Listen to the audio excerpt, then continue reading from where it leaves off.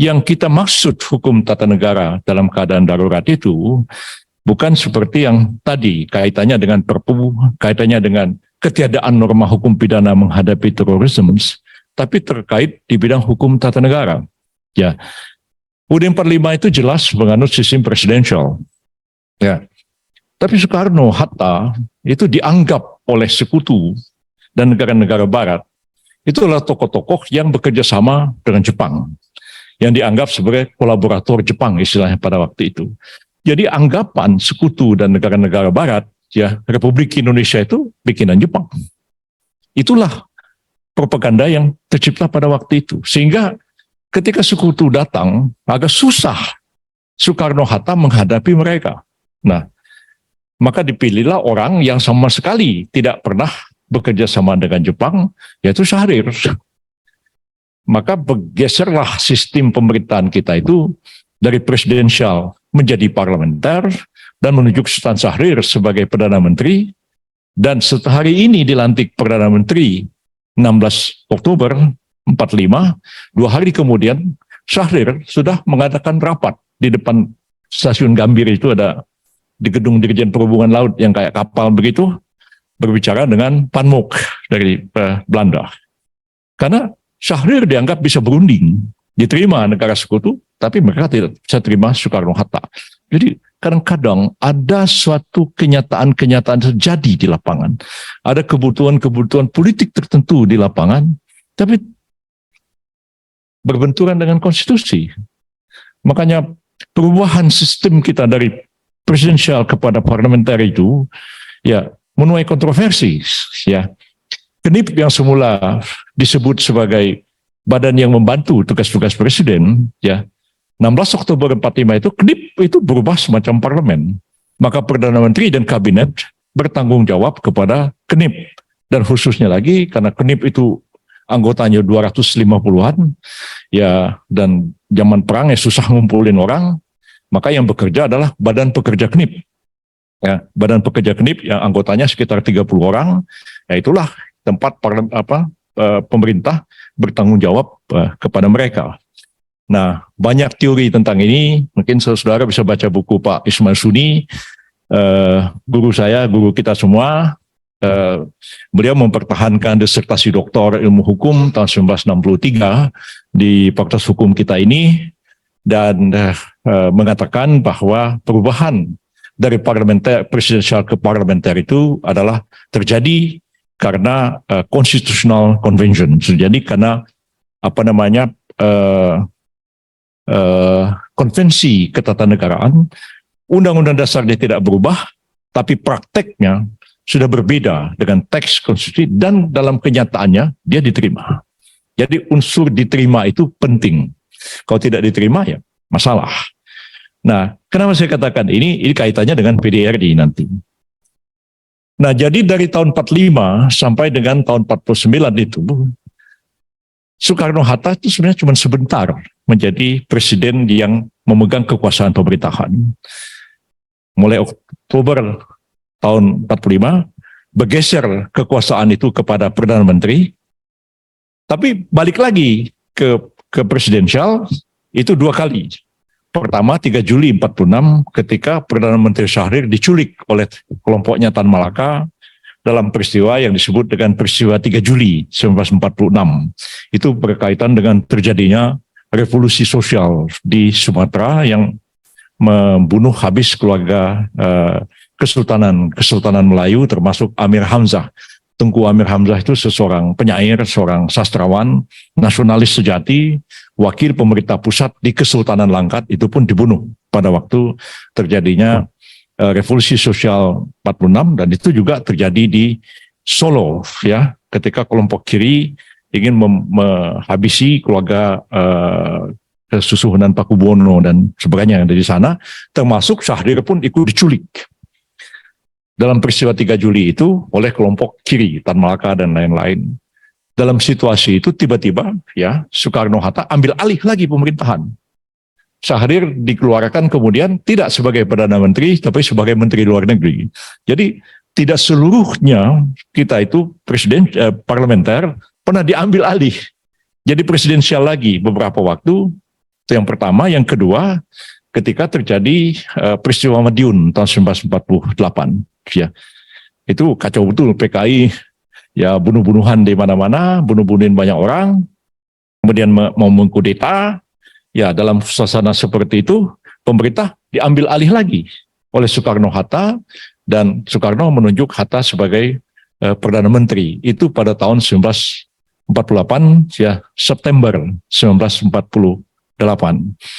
Nah, 48 itu, ya, dalam keadaan negara babak belur, ya, menghadapi Belanda, tapi juga menghadapi dari dalam PKI dan kelompoknya mengkudeta, mengambil alih kekuasaan, gagal, maka dibentuklah satu kabinet di bawah pimpinan Perdana Menteri Muhammad Hatta. 48 itu bulan September. 18 Desember, hanya 2 bulan kemudian, tiba-tiba Belanda dengan kekuatan penuh menyerang Jogja. Ya, mereka menyerang melalui udara. Ya, jadi pasukan udara Belanda itu membom lapangan terbang Maguwo yang sekarang Adi Sucipto namanya sekarang ini, hampir tanpa perlawanan dari TNI. Itu karena kesalahan intelijen, kata Pak Nasution. Ya, intelijen mengira Belanda akan menyerbu Solo, maka seluruh peralatan penangkis serangan udara itu dipindahkan ke Adi Sumarno sekarang ini. Ketika dipindahkan ke sana, malah Maguwo dibom oleh Belanda dan pasukan Pawiro masuk, dan mereka masuk ke dalam kota. Pada waktu itu, ya, kabinet sedang bersidang di Kapatihan, Yogyakarta. Jadi kalau saudara pergi ke Istana Jogja, itu di bagian belakang tuh ada yang langsung ditangani oleh Sekretariat Negara. Nama itu Istana Kepresidenan Yogyakarta. Jadi Sri Sultan dulu menyerahkan sebagian gedung istana itu untuk dijadikan kantor presiden dan wakil presiden tahun 45. Kan pada waktu itu ibu kota kita terpaksa pindah ke Yogyakarta. Sedang rapat di situ, istana dikepung oleh tentara Belanda, dan Soekarno, Hatta, dan hampir semua menteri itu ditawan oleh Belanda kecuali Muhammad Natsir. Muhammad Natsir sedang kurang sehat, dia dirawat di rumah sakit Bethesda di Jogja. Karena itu dia luput dari penangkapan Belanda, dan ketika itu langsung dinaikkan ke pesawat dan diterbangkan ke Brastagi, ya, tanpa satu peluru pun perlawanan dari TNI. Itu harus dipahami, ya. Jadi jangan tentara ini kadang-kadang suka hebat-hebatan sendiri.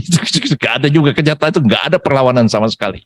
Baru tahun 49, 1 Maret Pak Harto menyerang Jogja, tapi itu sudah 49, waktu Jogja diserbu itu tidak ada perlawanan sama sekali.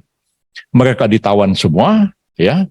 Dalam keadaan panik seperti itu, Soekarno-Hatta mengatakan, kita ditangkap, kita ditawan oleh Belanda, apa yang harus kita lakukan? Maka muncullah ide dari Hatta untuk menulis teks dalam bentuk telegram dan radiogram, disampaikan kepada 3 orang.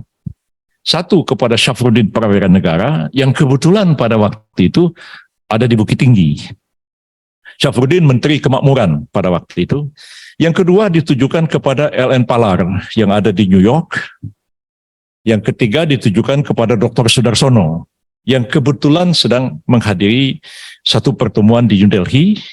Perintahnya adalah pertama kepada Syafruddin, dibilang Jogja diserang, Presiden dan Wakil Presiden, para menteri ditawan Belanda. Kami perintahkan Syafruddin untuk membentuk pemerintah darurat Republik Indonesia. Kepada Palar dan kepada Sudarsono dikatakan, kalau Syafruddin gagal membentuk pemerintah darurat, maka Palar maupun Sudarsono membentuk exile government di New Delhi. Kalau kita tanya, apa landasan konstitusinya? Enggak ada. Gak ada landasan konstitusi. Itu betul-betul satu keadaan yang luar biasa. Bukan pakai perpu, enggak. Jadi diperintahkan begitu dan mereka ditawan. Diangkut dengan pesawat, ditaruh di Brastagi di Sumatera Utara. Hanya 2 minggu. Kemudian dipindahkan ke kampung saya di Pulau Bangka. Ada gunung di kota Mentok di Bangka bagian utara itu, kota itu bagus sekali, indah pemandangannya dan agak dingin hawanya. Ditaruh di bukit namanya Bukit Menumbing. Di sana mereka ditawan selama lebih kurang 8 bulan. Semua ditawan, Soekarno, Hatta, Haji Agus Salim, Muhammad Rum, Ali Sastro Amijoyo, semua ditawan. Ya. Makanya ya kadang-kadang saya juga tanya pada orang-orang tua di kampung, selama Soekarno, Hatta, dan para menteri ditawan di Bangka, pernah nggak TNI itu menyerbu Pulau Bangka untuk membebaskan Soekarno, Hatta? Ya, nggak pernah. Jadi kadang-kadang saya juga tanya-tanya ya. Baru sekarang saya terpikir ya, kenapa saya dulu nggak saya tanya sama Pak Harto ya. Kenapa Pak Harto menyerbu Jogja, ya kan? Untuk apa menyerbu Jogja, ya kan? Karena pemimpinnya semua ditawan di Bangka, ya. Jogja dalam keadaan kosong. Tapi Pak Harto melakukan serangan umum 1 Maret yang sangat terkenal itu, ya katanya untuk menunjukkan kepada dunia Republik Indonesia masih ada. Tapi Republik Indonesia itu masih ada bukan karena serangan umum. Republik itu ada karena ada PDRI. Nah, jadi Syafruddin itu hanya didengar melalui radio. Jogja diduduki Belanda, Soekarno semua ditawan. Dia segera mengadakan rapat dengan Gubernur Sumatera pada waktu itu, Tengku Muhammad Hasan.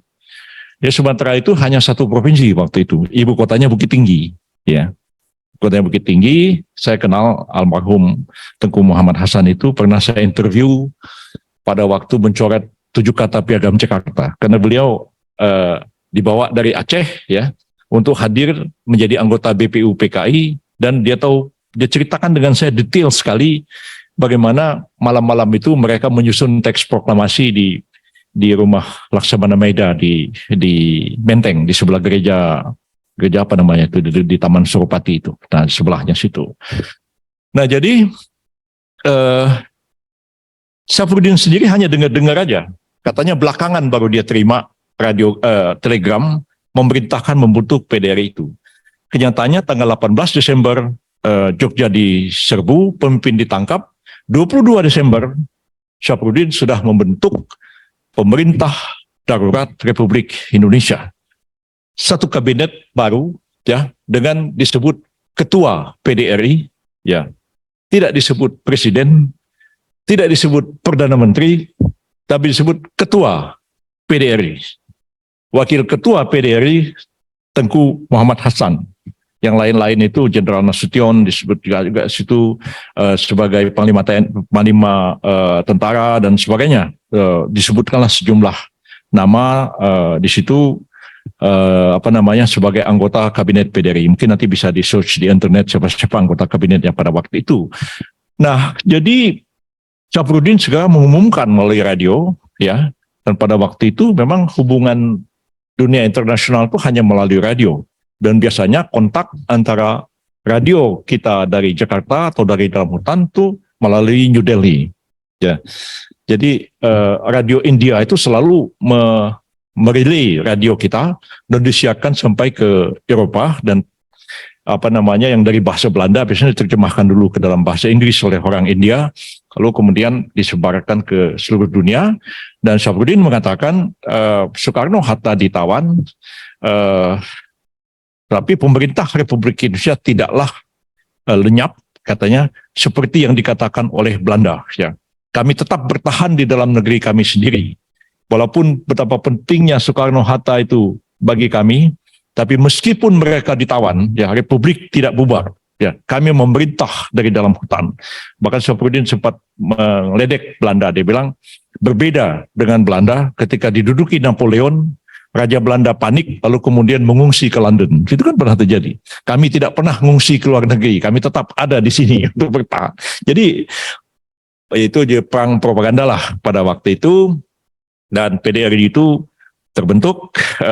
Selama 8 bulan, dia menjalankan diplomasi, kontak ke luar negeri. Jadi Palar dan LN Palar dan Sudarsono itu tidak jadi membentuk exile government karena Syafruddin berhasil membentuk PDRI. Jadi Supaya saudara tahu, Dr. Sudarsono itu ayah dari Bapak Yuwono Sudarsono, dulu dekan di FISIP UI di sebelah kita situ, kawan kita juga.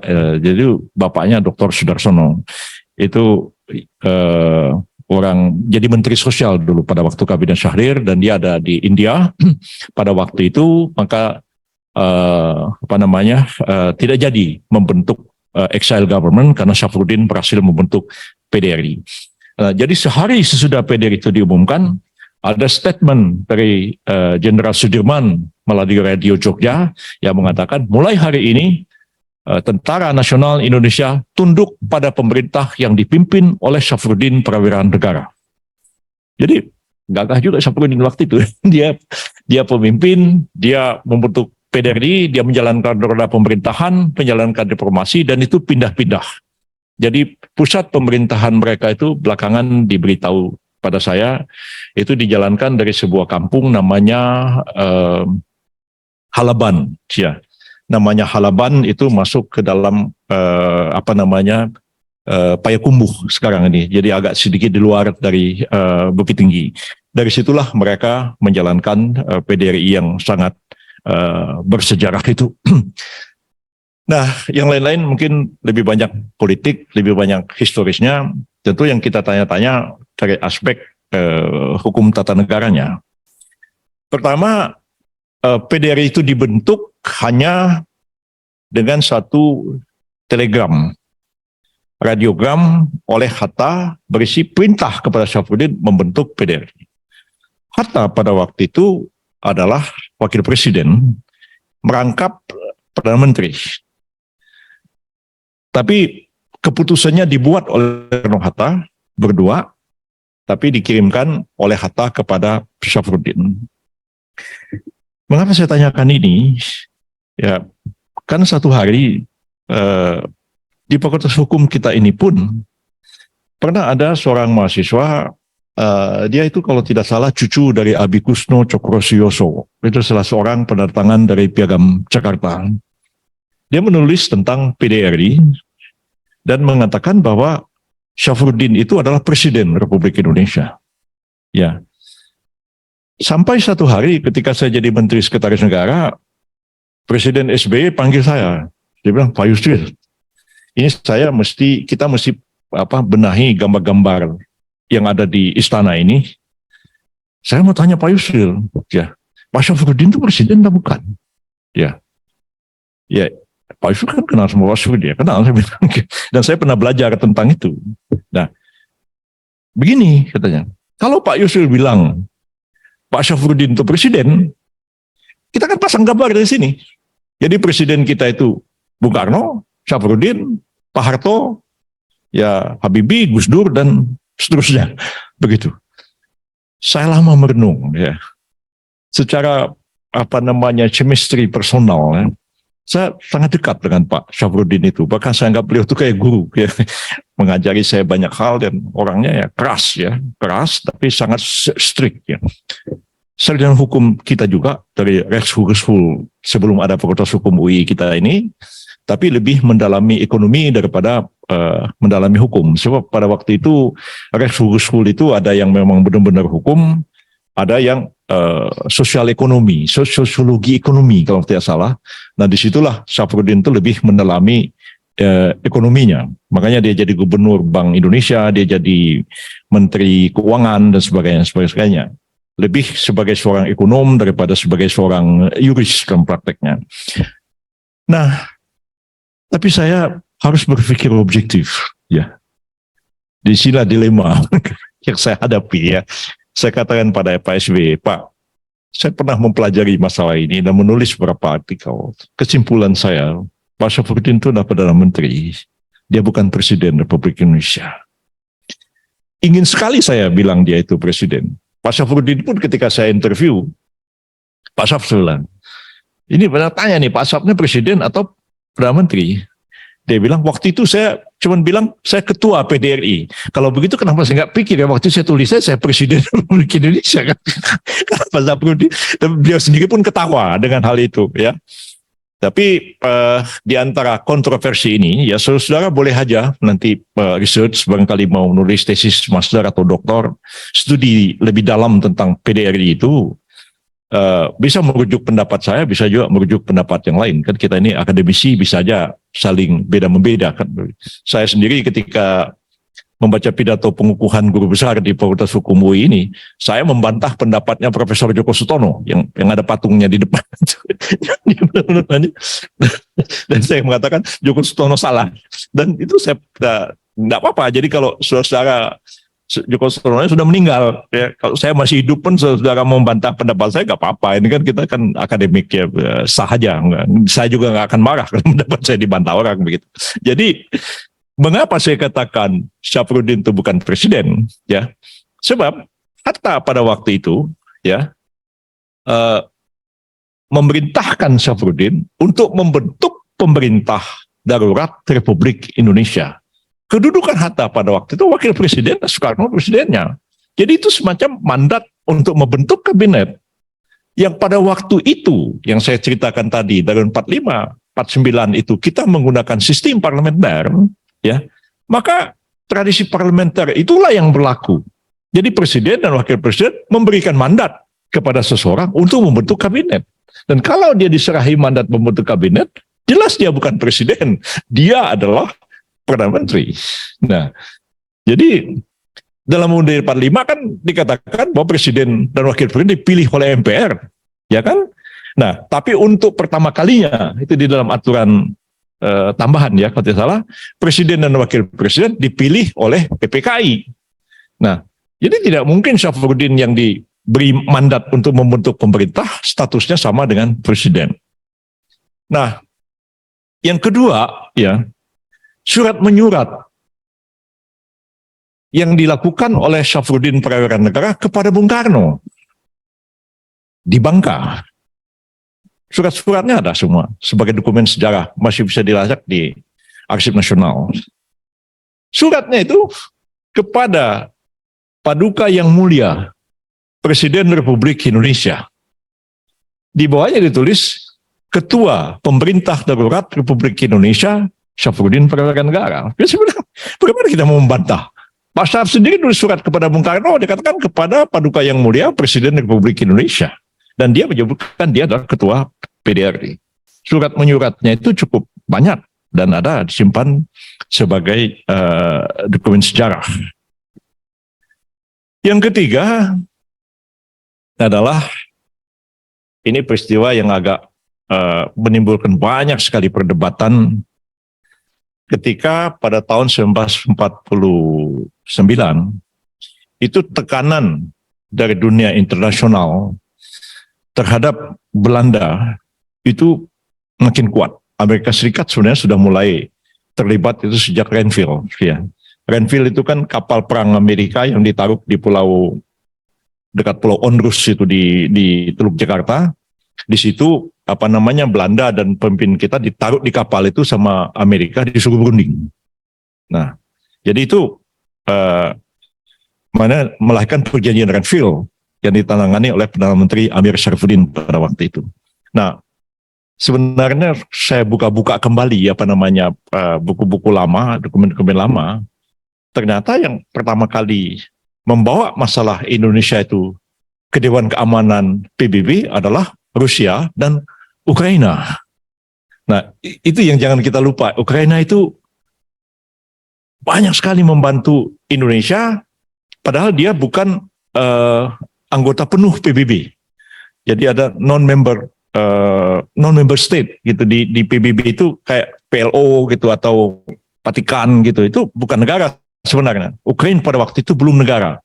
Tapi dia jadi anggota PBB dan dia bicara di Dewan Keamanan dan mengusulkan resolusi ya supaya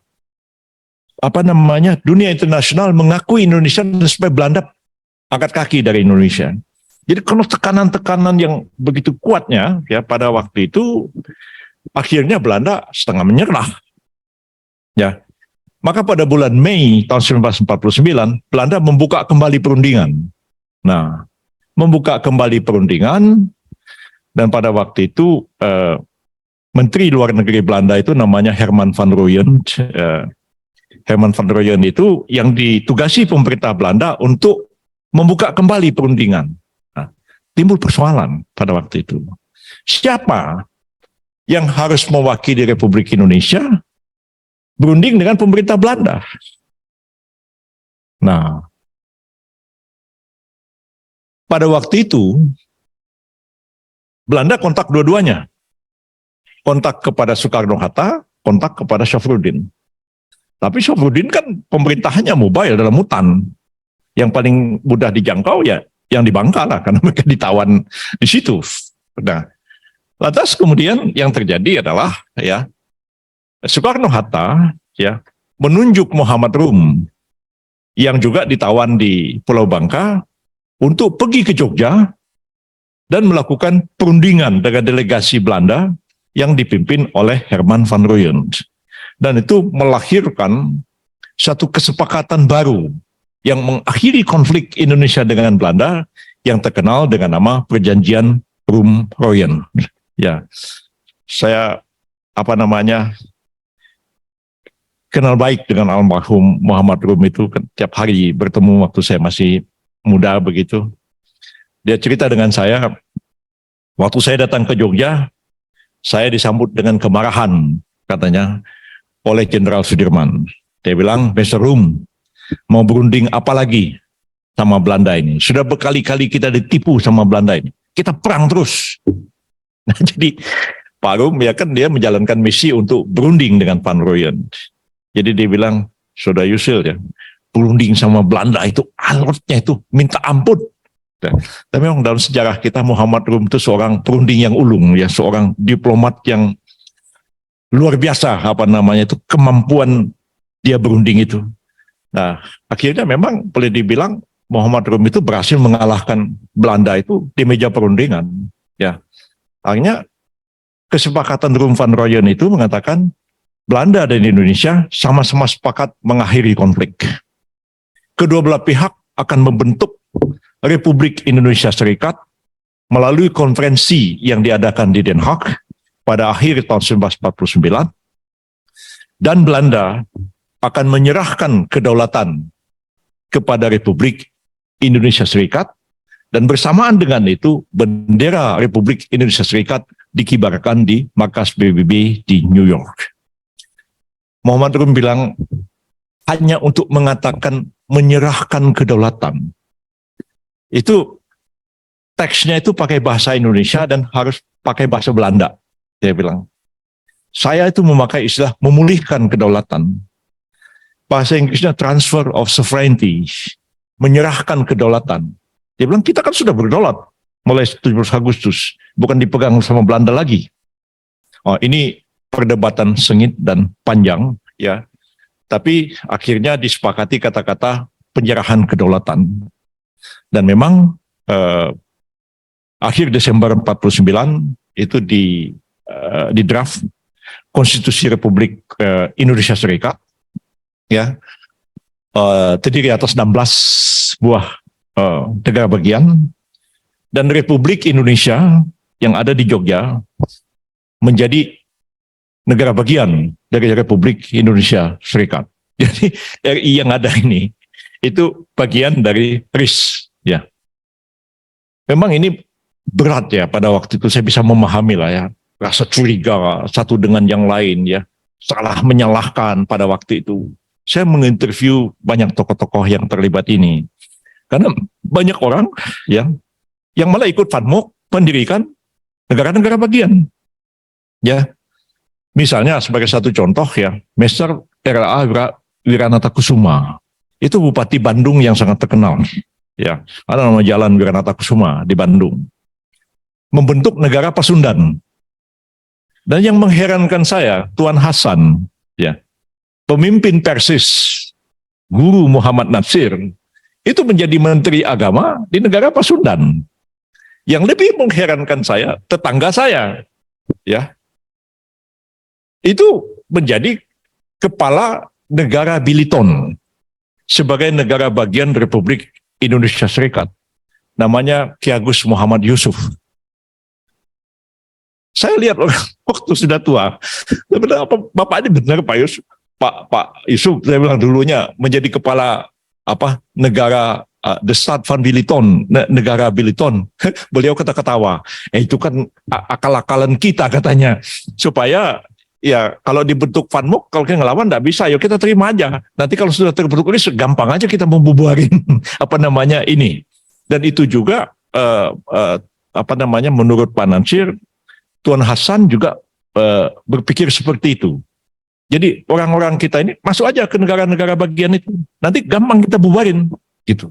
Dan itu memang ternyata ya negara-negara federal itu tidak terlalu lama bertahan kan, setelah dibentuk 27 Desember 49, kemudian berakhir itu April tahun 1950 ya dengan mosi integralnya Muhammad Natsir, maka kemudian RIS bubar dan terbentuklah kembali Negara Kesatuan Republik Indonesia mulai tanggal 17 Agustus tahun 1950 dan konstitusi RIS berubah dengan Undang-Undang Dasar Sementara tahun 50. Nah, kembali ke soal tadi, perdebatan siapa yang harus mewakili perundingan dengan Herman van Rooyen itu. Ya, Jenderal Nasution tidak setuju, Jenderal Sudirman tidak setuju.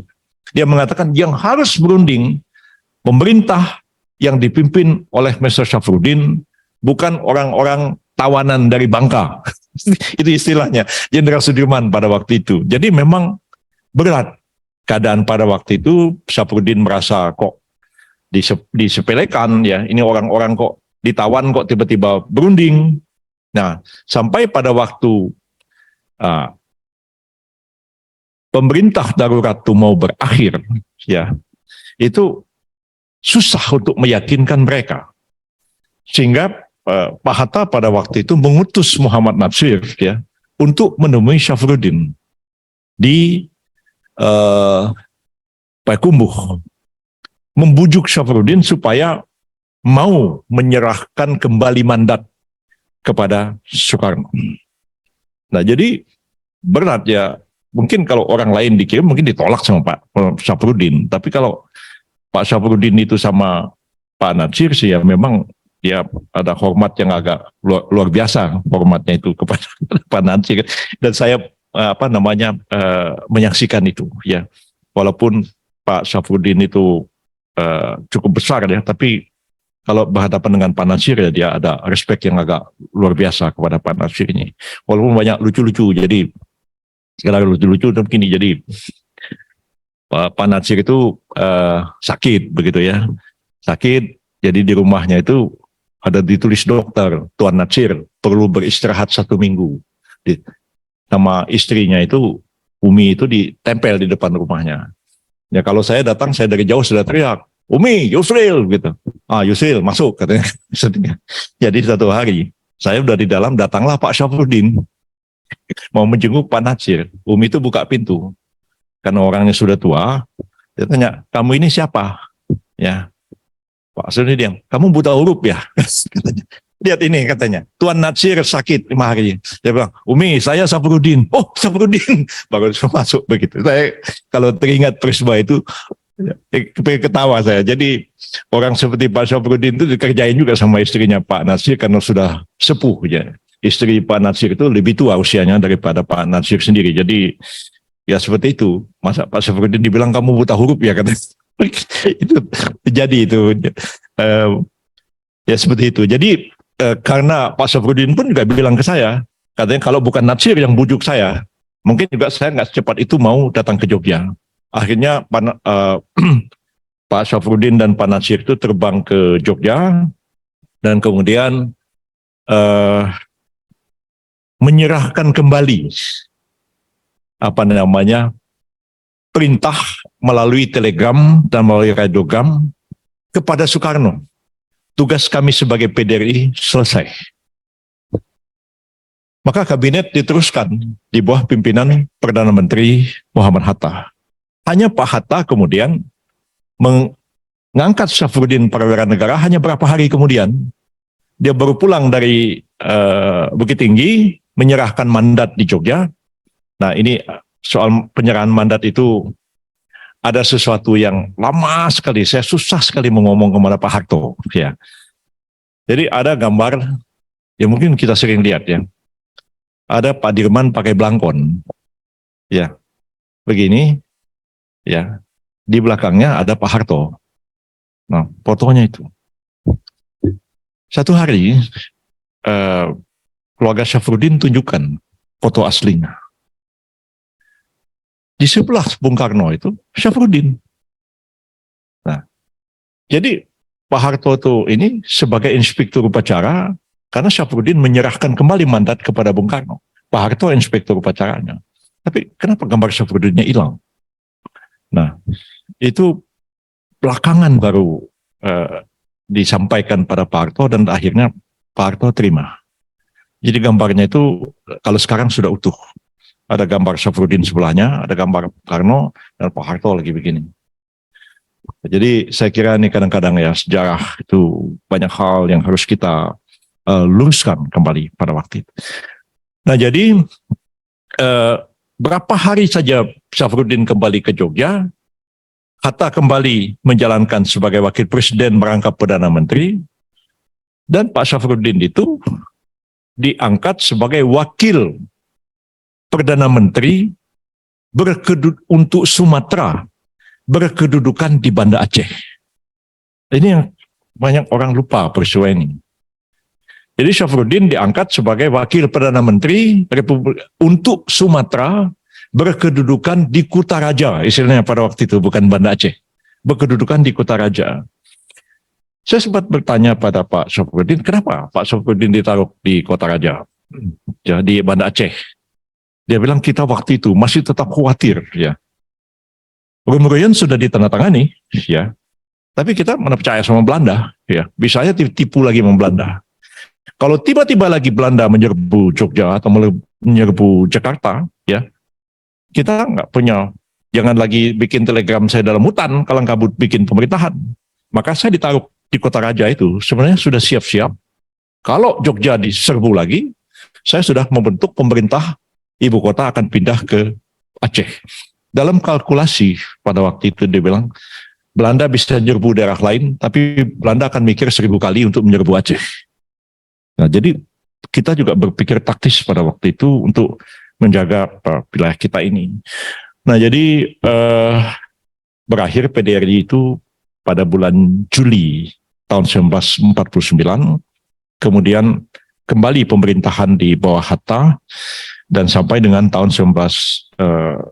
Desember tahun 1949 kompresi meja bundar terjadi di Scheveningen di Belanda, dan disepakatilah dibentuk Republik Indonesia Serikat.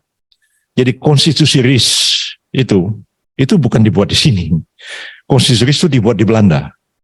Ya, itu di dalam sejarah kita disepakati bersama. Dan ditanya ketua-ketua negara bagian oleh Muhammad Yamin. Yang pada waktu itu film-film dokumenternya masih ada di Belanda, masih bisa dilihat. Ditanya satu demi satu, setuju. Lalu terbentuklah Republik Indonesia Serikat. Dan sesuai dengan janji Belanda, berapa hari kemudian bendera Republik Indonesia Serikat dikibarkan di markas PBB di New York. Jadi kemerdekaan Indonesia itu diakui oleh dunia internasional dan tidak bisa dikembalikan kepada penjajahan Belanda lagi. Nah, itulah taktik yang dilakukan oleh tokoh-tokoh kita dulu membentuk RIS itu, ya. Dan tidak lama sesudah RIS terbentuk, ya, negara-negara bagian itu bubar sendiri, membubarkan diri, ya. Termasuk yang Ki Agus Muhammad Yusuf di tangga saya itu. Dia bilang, saya sendiri yang bubarin negara Biliton itu. Masa negara katanya ke pulau sekecil ini? Kata beliau begitu. Jadi ya itu juga lah di tempat-tempat lain. Sehingga pada April tahun 1950, anggota RIS itu cuma tinggal 3. Ya. Republik Indonesia di Jogja, negara Sumatera Timur di Medan, dan negara Indonesia Timur di Makassar.